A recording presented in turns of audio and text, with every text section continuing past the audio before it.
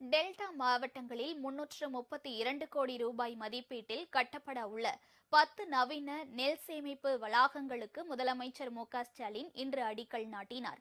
தமிழ்நாடு நுகர்பொருள் வாணிபக் கழகத்தின் சார்பில் நாமக்கல் மாவட்டம் சேந்தமங்கலம், நீலகிரி மாவட்டம் பந்தலூர், திருவண்ணாமலை மாவட்டம் கீழ்பொன்னாத்தூர் ஆகிய இடங்களில் 7000 மெட்ரிக் டன் கொள்ளளவில் 13 கோடியே 97 லட்சம் ரூபாய் செலவில் 3 வட்ட செயல்முறை கிடங்குகள் கட்டப்பட்டுள்ளன.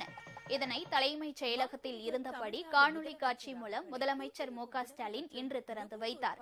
மேலும் தஞ்சாவூர், நாகப்பட்டினம், மயிலாடுதுறை, கடலூர், திருவண்ணாமலை, திண்டுக்கல் மற்றும் கிருஷ்ணகிரி மாவட்டங்களில் 332 கோடியே 46 லட்சம் ரூபாய் மதிப்பீட்டில் கட்டப்பட உள்ள மேற்கூரையுடன் கூடிய நவீன நெல் சேமிப்பு வளாகங்களுக்கு அவர் அடிக்கல் நாட்டினார்.